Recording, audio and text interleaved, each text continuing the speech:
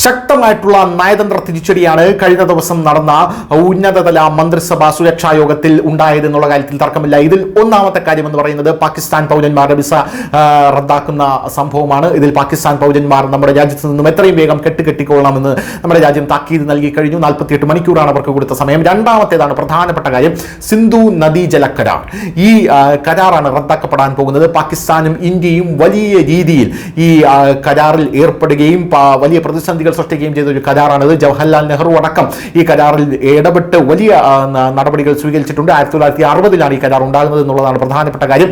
പാകിസ്ഥാനിലെ കർഷകർ, സാധാരണ ജനങ്ങൾ എന്നിവർക്കുള്ള ഒരു വലിയ രീതിയിലുള്ള ഒരു സ്രോതസ് തന്നെയാണ് സിന്ധു നദീജല കരാറിലൂടെ ലഭിക്കുന്നത് എന്നുള്ള കാര്യത്തിൽ തർക്കമില്ല. എന്തായാലും ഈ നദീജല കരാർ റദ്ദാക്കുന്നതിലൂടെ പാകിസ്ഥാൻ എങ്ങനെയാണ് ദുരിതം അനുഭവിക്കാൻ പോകുന്നത് എന്ന റിപ്പോർട്ടുകൾ ഇപ്പോൾ പുറത്തു വരുന്നു.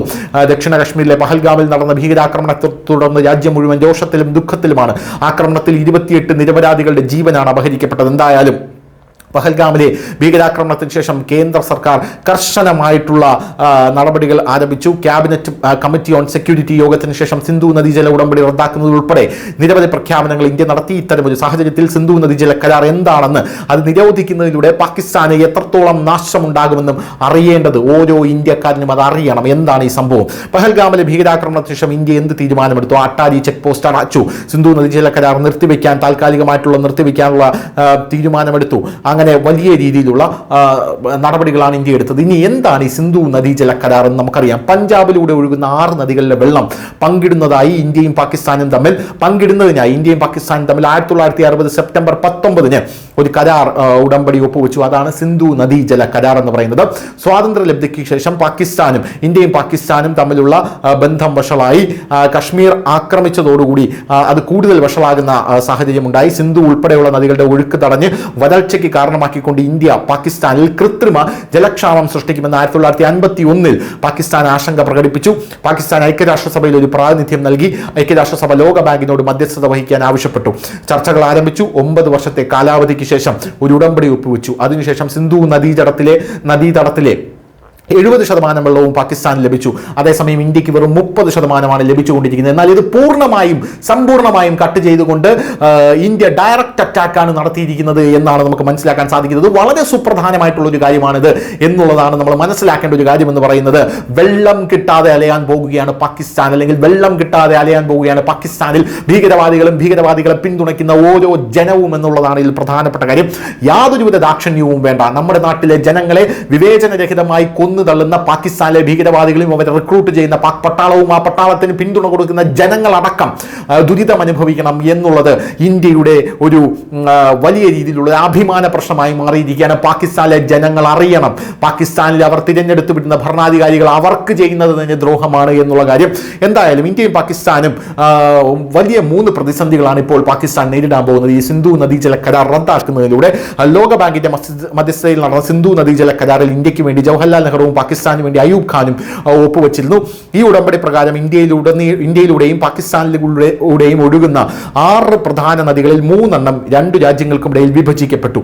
ഇന്ത്യയുടെ വിഹിതം കിഴക്കോട്ടൊഴുകുന്ന ബിയാസ്, രവി, സത്ലജ് എന്നീ 3 നദികളായി വിഭജിക്കപ്പെട്ടു. അതേസമയം പാകിസ്ഥാന്റെ വിഹിതം പടിഞ്ഞാറ് സിന്ധു, ചെനാബ്, ധലം നദികളായി വിഭജിക്കപ്പെട്ടു. സിന്ധു നദീജല ഉടമ്പടി പ്രകാരമുള്ള നിയമങ്ങൾ എന്തൊക്കെയാണ്? ഈ ഉടമ്പടി പ്രകാരം ഇന്ത്യയിലെ സിന്ധു, ചെനാബ്, ധലം നദികളിലെ വെള്ളം ജലസേചനം, ഗതാഗതം, വൈദ്യുതി ഉൽപ്പാദനം എന്നീ 3 ആവശ്യങ്ങൾക്കായി ഉപയോഗിക്കാൻ കഴിയും. എന്നാൽ അവയിൽ വലിയ അണക്കെട്ടുകൾ നിർമ്മിക്കാനോ ഈ നദികളുടെ തീരങ്ങളിൽ വ്യവസായങ്ങൾ സ്ഥാപിക്കാനോ കഴിയില്ല. ഒരു നിശ്ചിത അളവിൽ വെള്ളം സംഭരിക്കാൻ കഴിയുന്ന അണക്കെട്ടുകൾ ഇന്ത്യക്ക് നിർമ്മിക്കാൻ കഴിയുമെന്നാൽ അണക്കെട്ടുകൾ നിർമ്മിക്കുമ്പോൾ പാകിസ്ഥാൻ ഒരു നിശ്ചിത അളവിൽ കുറവ് വെള്ളം ലഭിക്കുന്നില്ലെന്ന് ഉറപ്പാക്കാനും നമ്മൾ ശ്രദ്ധിക്കേണ്ടതുണ്ട്. പക്ഷേ ഇന്ത്യക്ക് അത് ആവശ്യമില്ല. സത്ലജ്, ബിയാസ്, രവി എന്നീ 3 നദികളിലെ ജലം ഇന്ത്യ സ്വന്തം നേട്ടത്തിനായി പൂർണ്ണമായും ഉപയോഗിക്കുന്നുണ്ട്. സത്ലജ് നദിയിൽ നിർമ്മിച്ച ഭക്രാനങ്കൽ അണക്കെട്ട് പഞ്ചാബിലെയും ഹരിയാനയിലെയും കൃഷിയെ സമ്പന്നമാക്കിയിട്ടുണ്ട്. പഞ്ചാബിലെയും ഹരിയാനയിലെയും ഹരിത വിപ്ലവത്തിന് കാരണമായതും ഈ സത്ലജ് നദിയാണ്. സത്ലജ് നദിയിലെ വെള്ളം ഇന്ത്യ പരമാവധി ഉപയോഗിക്കുന്നു. സിന്ധു നദീജല കരാറിന് ഇന്ത്യ മുമ്പ് ഒരിക്കലും തടഞ്ഞിട്ടില്ല. എന്നിരുന്നാലും പാകിസ്ഥാൻ തീവ്രവാദത്തിന്റെ കേന്ദ്രവും വെള്ളനിലവുമായി മാറിയിരിക്കുന്നു. പാകിസ്ഥാൻ അതിർത്തിയിലൂടെ ഭീകരർ ഇന്ത്യയിലേക്ക് നുഴഞ്ഞു കയറുകയും നിരപരാധികളായ സാധാരണക്കാരെ ലക്ഷ്യം വെക്കുകയും ചെയ്യുന്നത് പതിവാണ്. ഇന്നലെ പഹൽഗാമിലും ഇത് തന്നെ സംഭവിച്ചു. അവിടെ തീവ്രവാദികൾ വിനോദസഞ്ചാരികൾക്ക് നേരെ വെടിയുതിർക്കുകയായിരുന്നു.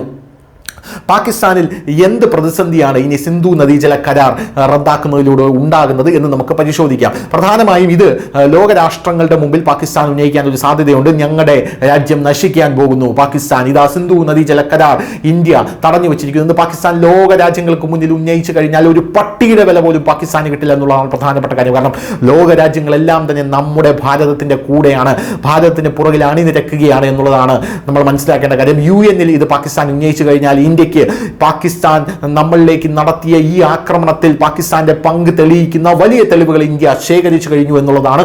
ഇത് മുന്നോട്ട് വച്ചാൽ മാത്രം മതിയാകും ഇന്ത്യക്ക്, അത് മാത്രം മതിയാകും ഇന്ത്യക്ക് പിടിച്ചു നിൽക്കാൻ എന്നുള്ളതാണ്. പാകിസ്ഥാനിൽ എന്ത് പ്രത്യാഘാതങ്ങൾ ഉണ്ടാക്കും ഈ നദീജല കരാർ ഇന്ത്യ ലംഘിക്കുമ്പോൾ എന്ന് നമ്മൾ നോക്കാം. ഒന്നാമതായി കാർഷിക പ്രതിസന്ധി വർദ്ധിക്കുമെന്നുള്ളതാണ്. പാകിസ്ഥാൻ അതിന്റെ ജലസേചന പ്രവർത്തനങ്ങൾക്ക് 80% ഉപയോഗിക്കുന്നത് സിന്ധു നദിയിലെ വെള്ളമാണ്. ഇന്ത്യ വെള്ളം തുറന്നുവിടുന്നത് നിർത്തുകയോ അത് തടയുകയോ ചെയ്താൽ അത് പാകിസ്ഥാന്റെ കാർഷിക മേഖലയെ നേരിട്ട് ബാധിക്കുമെന്നുള്ളതാണ് ആദ്യത്തെ പോയിന്റ്. രണ്ടാമത് ഊർജ്ജ പ്രതിസന്ധിയാണ്. സിന്ധു ധലം നദികളിൽ പാകിസ്ഥാൻ നിരവധി ജലവൈദ്യുത പദ്ധതികൾ നിർമ്മിച്ചിട്ടുണ്ട്.